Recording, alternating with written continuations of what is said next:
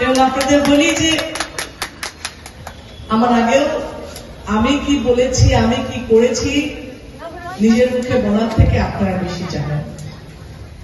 মমতা ব্যানার্জি কি করেছে, কি পাচ্ছে, সেটা অন্য কেউ থেকে আপনি বেশি জানেন।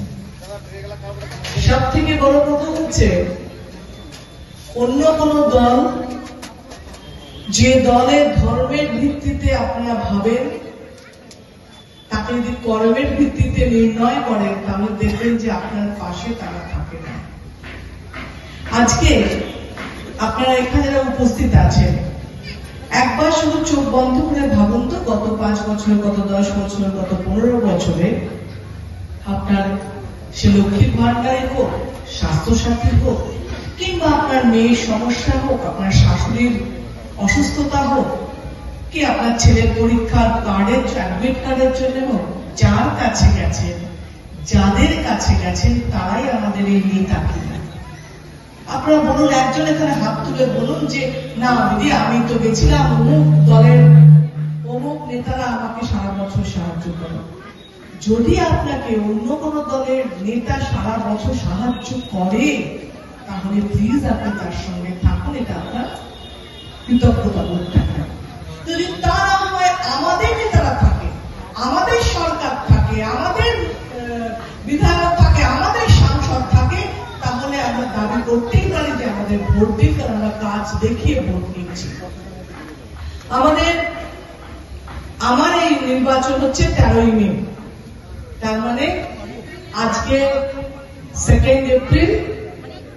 যারা 500 টাকা পেতেন তারা 1000 টাকা, যারা 1000 টাকা পেতেন তারা 1200 টাকা অলরেডি পেয়ে যাচ্ছেন। দ্বিতীয়ত, মে মাসে এরকম 1-2 তারিখ আসবে, যখন আপনারা পেয়ে যাবেন, ভোট দেবেন কবে? 13 তারিখ। তার মানে অন্য দলের মতো এই কথা বলছি না যে ভোট দিন তারপর দেব। আমরা বলছি দিয়েছি, আমরা কাজ করেছি, এবার ভোট দিন। তফাৎ তো আছে, এই তফাৎ তো আপনাকে বুঝতে হবে। কে কি বোঝালো তা নয়, কোথায় কে বোঝাচ্ছে দেশের কি উন্নতির কথা, দেশের উন্নতির হিসেবে যদি আপনারা নেন, তাহলেও দেখে নিন। আমরা মমতা ব্যানার্জিকে ভালোবাসি, মমতা ব্যানার্জির দল করি, সেই জন্য বলছি না। কিন্তু আমরা পশ্চিমবঙ্গ থাকি, পশ্চিমবঙ্গে আমি জন্মেছি, এখানে আমি বড় হয়েছি।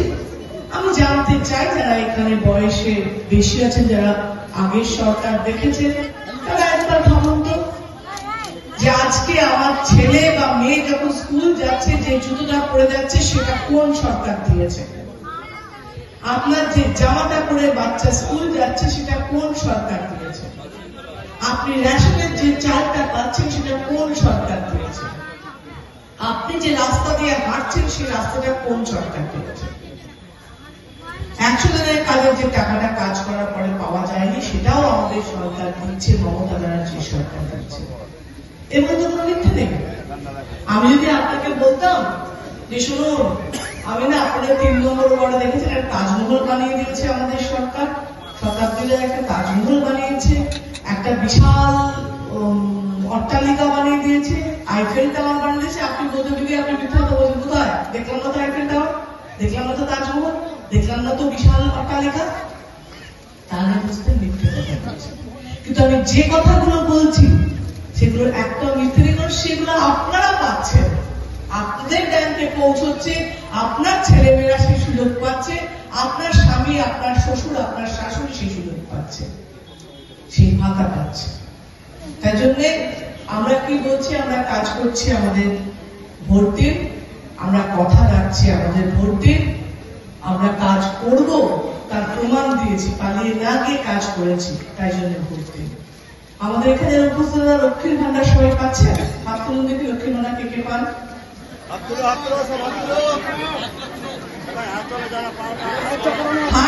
হাত তুলতে কে কে লজ্জা পাচ্ছে, সেটা হাত তুল দেখি। কে হাত তুলতে লজ্জা পাচ্ছ কে কে?